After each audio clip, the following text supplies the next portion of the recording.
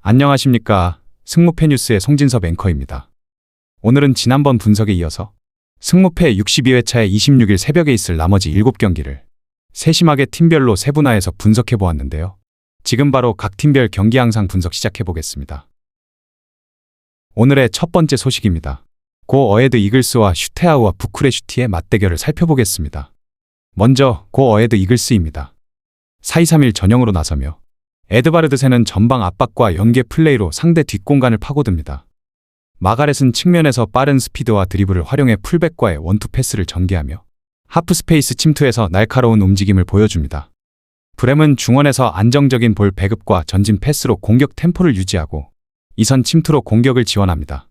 특히 마가렛과 풀백의 콤팩트한 패스워크는 상대 측면 수비를 흔드는 중요한 무기가 될 수 있습니다. 이어서 슈테아우와 부쿠레슈티입니다. 역시 4-2-3-1 전형으로 맞서며 티암은 중원에서 힘과 활동량을 앞세워 상대 공격을 끊어냅니다.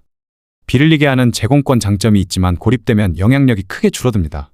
타타세는 측면에서 속도로 위협을 가하지만 수비 가담이 부족해 밸런스에 부담이 됩니다. 특히 측면 수비 조직이 원투 패스에 흔들리고 하프 스페이스 침투 대처 능력이 떨어져 후반부로 갈수록 라인 유지에 어려움을 겪을 수 있습니다. 이 경기는 고 어헤드 이글스가 마가렛의 측면 돌파와 하프 스페이스 공략으로 주도권을 잡을 가능성이 큽니다. 브렘의 전진 패스와 에드바르드센의 침투까지 더해지며 홈에서 빠른 템포로 경기를 장악할 전망입니다. 따라서 오늘은 고 어헤드 이글스의 승리 쪽으로 무게가 실립니다. 이어서 레인저스와 KRC 앵크의 맞대결을 살펴보겠습니다. 먼저 레인저스입니다.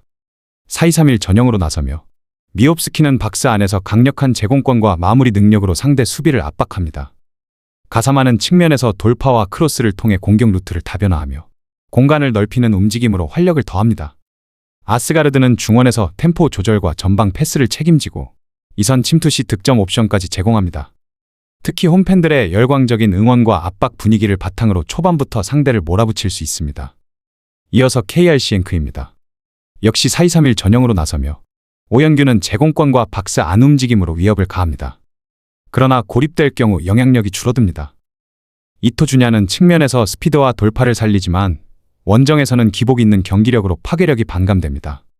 흐로소브스키는 전방 배급을 담당하지만 강한 압박을 받으면 볼 간수에 어려움을 겪습니다. 무엇보다 행크는 원정에서 집중력이 떨어지고 스코틀랜드 특유의 열광적인 분위기와 강한 압박에 흔들릴 가능성이 큽니다. 이 경기는 레인저스가 홈의 압박 분위기와 전술적 우위를 바탕으로 안정적으로 승리를 가져갈 가능성이 큽니다. 행크는 원정 불안과 압박에 대한 약점으로 경기를 끝까지 지켜내기 어려울 전망입니다. 이어서 잘츠부르크와 FC 포르투의 맞대결을 살펴보겠습니다. 먼저 잘츠부르크입니다. 4-2-3-1 전형으로 나서며 베르테세는 폭발적인 돌파와 직선적인 슈팅으로 상대 수비 라인을 흔듭니다. 라트코프는 빌드업과 수비 리더십을 맡지만 제공권 싸움에서는 약점을 보일 수 있습니다.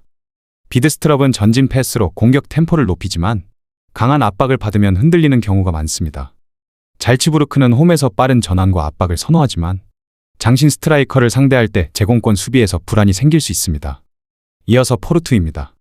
4-3-3 전형으로 나서며 오모로디오는 193cm의 장신을 활용해 제공권 싸움에서 절대적인 우위를 점합니다. 그는 세컨드 볼을 동료들에게 연결하며 경기 흐름을 지배합니다. 사인즈는 측면에서 속도와 드리블로 풀백을 무너뜨리고 컷백과 크로스로 기회를 만듭니다. 베이가는 최근 절정의 폼으로 중거리 슈팅과 전방 압박에서 높은 영향력을 보여주고 있습니다. 결국 포르투는 오모로디온의 제공권과 베이가의 결정력을 앞세워 다양한 공격 루트를 만들어낼 수 있습니다. 잘츠부르크는 빠른 압박으로 기세를 노리겠지만 오모로디온의 제공권과 베이가의 폼이 변수로 작용할 가능성이 큽니다. 공중전과 세컨드 볼 싸움에서 열세가 드러난다면 경기는 점차 포르투 쪽으로 기울 전망입니다. 따라서 이번 경기는 포르투가 승리를 가져갈 가능성이 높습니다. 이어서 페렌츠바로스와 빅토리아 플젠의 맞대결을 살펴보겠습니다. 먼저 페렌츠바로스입니다. 4-2-3-1 전형으로 나서며 조셉은 터치라인을 타고 직선적인 돌파로 하프 스페이스를 무너뜨립니다. 그의 컷백은 바르가에게 양질의 찬스를 제공하고 바르가는 박스 안에서 날카로운 움직임과 빠른 세컨드볼 반응으로 마무리를 책임집니다. 카니초프스키는 이선에서 볼을 풀어주며 전환 패스 각을 열고 공격 템포를 유지하는 핵심 역할을 합니다. 결국 조셉의 돌파와 바르가의 피니시 조합이 풀젠 수비를 흔드는 주요 무기가 될 전망입니다. 이어서 빅토리아 풀젠입니다. 4-3-3 전형으로 블록을 단단히 세우지만 측면 커버 범위가 넓어 돌파에 쉽게 흔들립니다. 드로신미는 빠른 스프린트로 역습을 노리지만 후방 지원이 늦으면 고립됩니다. 비드라는 타깃형 움직임으로 전방을 지탱하지만 패스 공급 속도가 늦을 경우 활동 반경이 제한됩니다. 수아레는 중원에서 템포를 조율하지만 압박이 강해지면 탈압박이 흔들리며 빌드업이 끊기곤 합니다. 특히 3백이 좌우로 벌어지는 순간 조셉의 돌파 루트에 크게 노출될 수 있습니다. 이 경기는 측면 돌파와 박스 마무리 루트에서 페렌츠바로스가 뚜렷한 우위를 보일 가능성이 큽니다. 풀젠이 롱볼 한 방으로 변수를 만들 수는 있겠지만 전체적인 주도권은 홈팀 페렌츠바로스 쪽으로 기울 전망입니다. 이어서 영보이즈와 파나시나이코스의 맞대결을 살펴보겠습니다. 먼저 영보이즈입니다.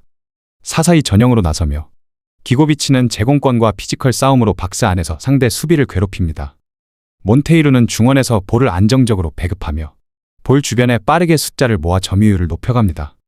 라벨로송은 측면과 하프 스페이스까지 폭넓게 움직이며 전환 속도를 끌어올립니다.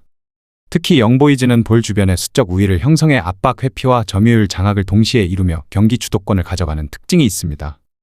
이어서 파나시나이코스입니다. 4-3-3 전형으로 나서며 이오아니디스는 문전에서 날카로운 움직임과 마무리 능력을 보여줍니다.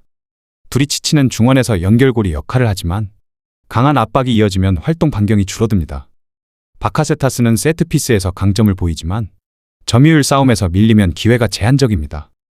특히 파나시나이코스는 상대가 볼 주변에 수적 우위를 형성하는 상황에서 라인 유지에 어려움을 겪으며 원정에서는 경기 주도권을 내줄 가능성이 큽니다. 이 경기는 영보이즈가 자신들의 강점인 점유율과 수적 우위를 바탕으로 경기를 장악할 가능성이 높습니다. 파나시나이코스는 압박 회피 능력이 떨어져 원정에서 힘을 발휘하기 어렵고 세트피스 외에 마땅한 해법을 찾기 힘듭니다. 따라서 오늘은 영보이즈가 홈에서 승리를 가져갈 것으로 보입니다. 이어서 슈투트가르트와 셀타비고의 맞대결을 살펴보겠습니다. 먼저 슈투트가르트입니다. 4-2-3-1 전형으로 나서며 데미로비치는 제공권과 포스트 플레이로 이선 자원들의 침투를 돕습니다. 볼테마드는 왕성한 활동량으로 측면과 중앙을 오가지만 결정력에서 기복이 큽니다. 로엘링은 빠른 전환 상황에서 뒷공간을 노리지만 꾸준한 득점 감각은 부족합니다. 슈투트가르트는 수비 라인은 안정적이지만 최전방 공격 루트가 단조로워 득점 효율이 떨어집니다. 이어서 셀타비고입니다.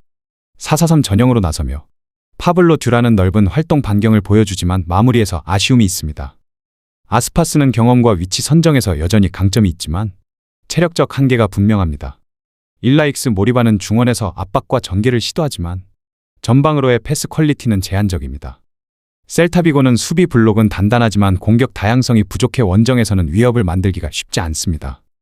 이 경기는 양팀 모두 수비적 성향은 뚜렷하지만 공격 마무리에서 한계를 드러내고 있습니다. 슈투트가르트는 효율성 부족, 셀타비고는 전개와 마무리의 한계로 인해 루즈한 흐름이 이어질 전망입니다. 따라서 가장 가능성 높은 시나리오는 무승부입니다. 오늘의 마지막 소식 위트레흐트와 리옹의 맞대결을 살펴보겠습니다. 먼저 위트레흐트입니다. 4-3-3 전형으로 나서며 미겔 로드리게스는 제공권과 포스트 플레이로 공격의 중심을 잡습니다. 그는 크로스를 받아 득점을 노리지만 패턴이 단조로워지면 상대 수비에 쉽게 읽히는 단점이 있습니다. 블레이크는 측면에서 빠른 돌파로 활력을 주지만 크로스 정확도가 흔들리면 효율성이 떨어집니다. 옌센은 중원에서 패스 조율과 압박에는 기여하지만 전진성이 부족해 템포를 크게 끌어올리진 못합니다. 결국 위트레흐트는 로드리게스를 향한 단순한 포스트 플레이에 의존할 가능성이 큽니다.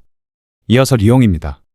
4-2-3-1 전형으로 나서며 미카우타제는 문전에서 마무리 능력이 뛰어나 순간적인 위치 선정으로 득점을 노립니다. 슐츠는 인버티드 드리블로 중앙 침투를 시도하지만 반복될 경우 상대 수비에 쉽게 예측됩니다. 테스만은 중원에서 활동량으로 볼을 배급하지만 창의성이 부족해 전환 플레이가 단조롭습니다. 리옹 역시 미카우타제의 득점력에 지나치게 의존하며 교체 카드도 단순히 체력 보강에 머무르는 경향이 있습니다. 양팀 모두 공격 루트가 단순해 수비 입장에서는 대응하기 수월합니다. 플랜 B가 부재하고 교체 자원도 한정적이라 경기 내내 루즈한 흐름이 이어질 가능성이 큽니다. 따라서 이번 경기는 무승부로 귀결될 가능성이 가장 높습니다. 오늘 전해드린 분석이 여러분의 배팅의 작은 길잡이가 되었길 바랍니다. 더 구체적인 조합과 합리적인 선택지는 영상 하단 고정 댓글을 통해 확인하실 수 있습니다. 앞으로도 빠르고 깊이 있는 분석을 전해드릴 수 있도록 구독과 좋아요, 그리고 알림 설정까지 부탁드립니다. 시청해주신 여러분 고맙습니다. 지금까지 승무패 뉴스의 송진섭 앵커였습니다.